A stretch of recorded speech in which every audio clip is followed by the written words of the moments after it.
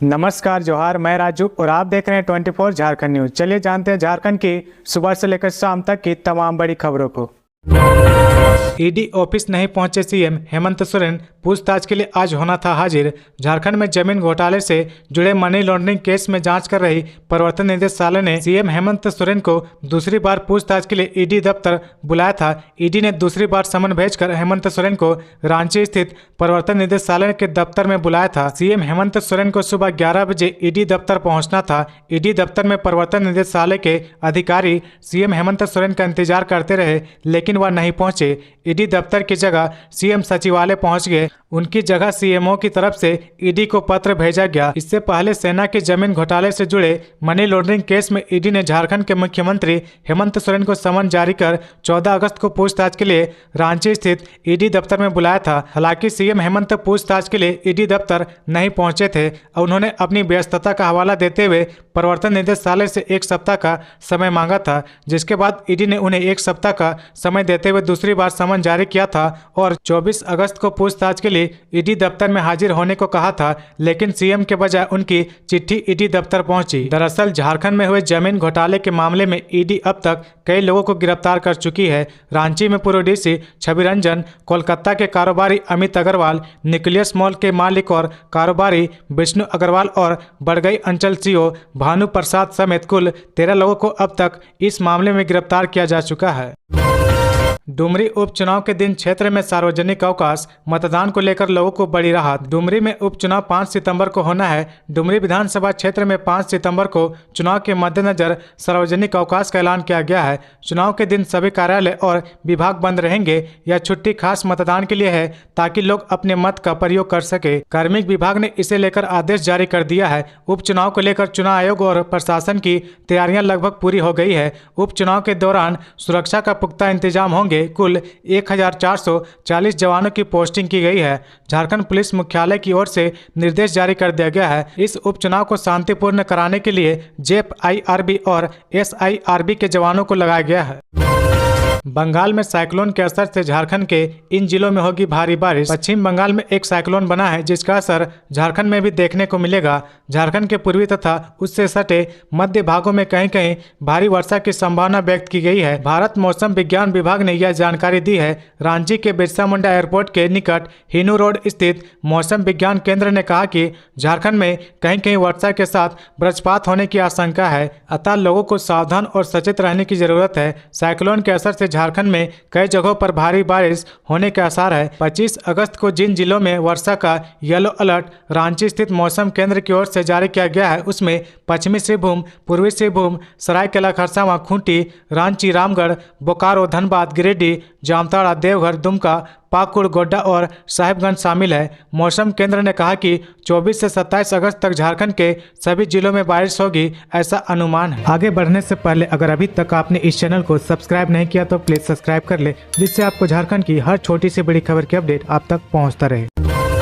CBI की 7 सदस्यीय team पहुंची साहिबगंज। अवैध खनन व ईडी गवाह विजय हांसदा मामले में करेगी पूछताछ। करोड़ों के खनन घोटाले व ईडी के गवाह नींबू पहाड़ प्रधान विजय हांसदा को बरगलाने सहित अन्य मामले की जांच पड़ताल करने गुरुवार सुबह वनांचल एक्सप्रेस से सीबीआई की 7 सदस्यीय टीम साहिबगंज पहुंची। सीबीआई के इस आगमन पर होने वाले पूछताछ में शहर के कई नामचीन पत्थर व्यवसायी व कुछ अफसरों से सीबीआई कई मामले में पूछताछ कर सकती है। गौरतलब है कि 1000 करोड़ रुपए के अवैध खनन घोटाले के मामले में ईडी के गवाह के रूप में विजय हांसदा का नाम आने के बाद जांच में एक अलग मोड़ आ गया है। इससे पूर्व ईडी की टीम बीते 2 दिसंबर को मंडल कारा पहुंच विजय हांसदा से घंटों पूछताछ की थी, जहां उनका कहना था कि कुछ पुलिसकर्मियों की मौजूदगी में सादा पेपर पर उनके हस्ताक्षर कराए गए थे, जबकि रिकॉर्ड के हिसाब से देखा जाए तो शपथ पत्र के माध्यम से उन्होंने अपनी बात रखी थी, जिसका अधिवक्ता द्वारा सत्यापन किया गया था।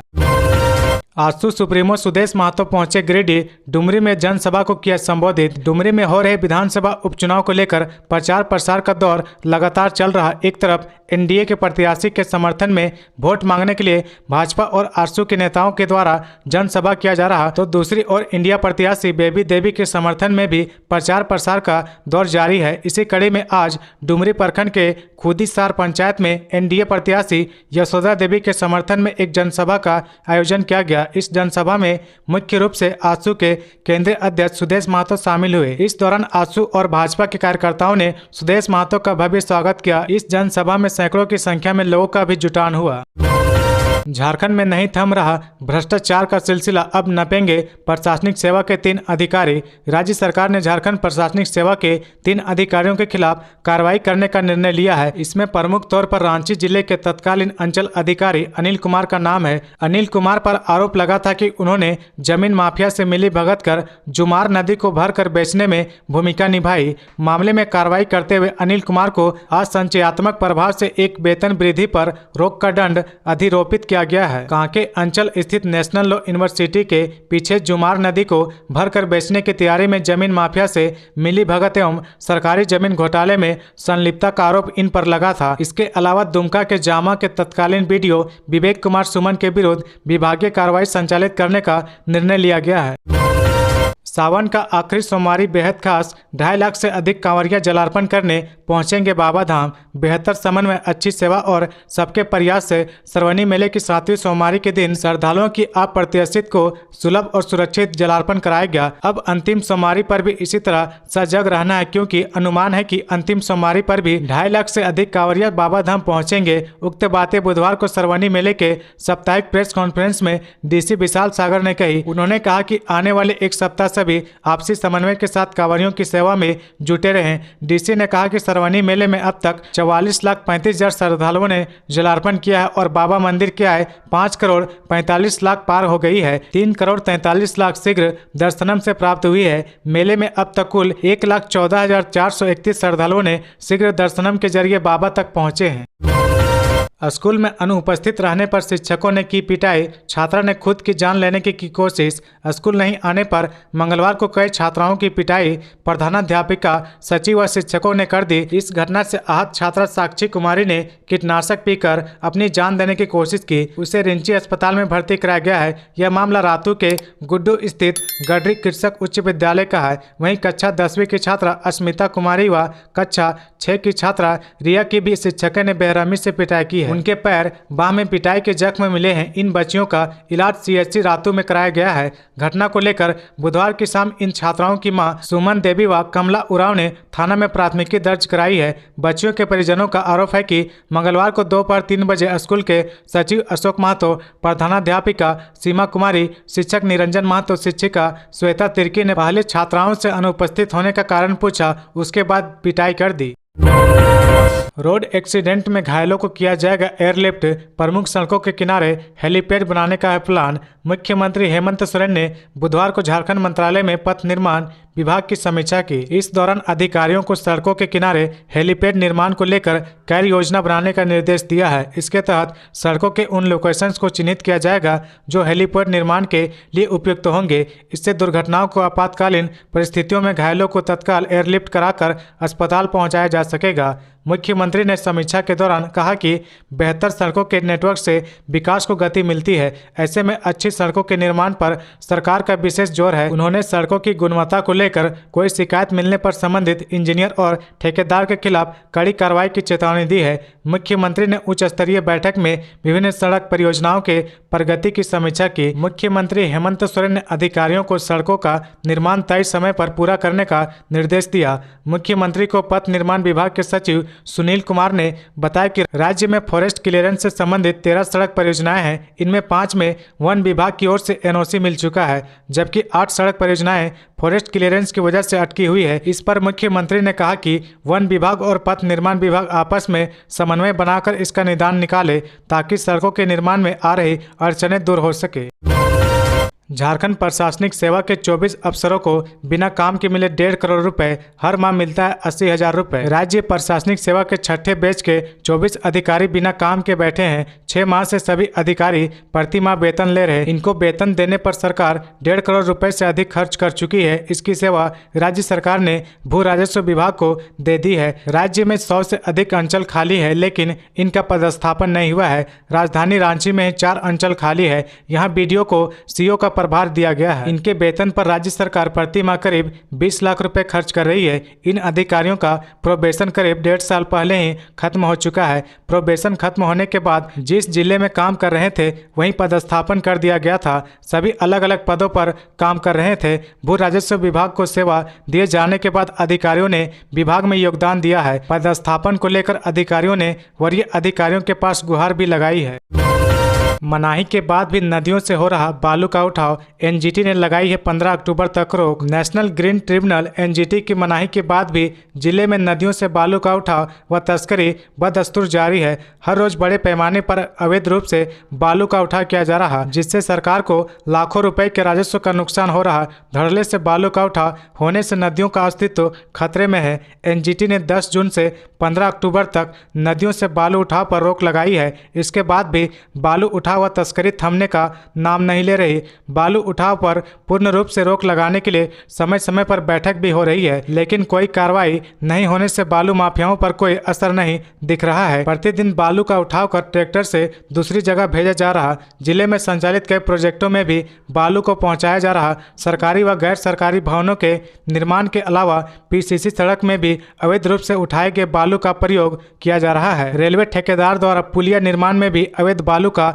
उपयोग किया जा रहा। अवैध रूप से बालू का उठाव होने की जानकारी प्रशासन व टास्क फोर्स में शामिल पदाधिकारी है। इसके बाद भी वे मौन है। सरायकेला खरसावां में हाथियों का आतंक, जंगल में पत्ता चुनने गए एक व्यक्ति को जंगली हाथी ने पटक पटक कर मार डाला। सरायकेला खरसावां जिला के चांडिल थाना अंतर्गत गांगूडीह जंगल में पत्ता लाने गए एक गरीब को जंगली हाथी ने पटक पटक कर मार डाला। मृतक की पहचान गांगूडीह पुनर्वास कॉलोनी निवासी 50 वर्षीय भीम गोप के रूप में हुई है। मिली जानकारी के अनुसार भीम गोप बुधवार को ही जंगल में पत्ता लाने के लिए गया हुआ था।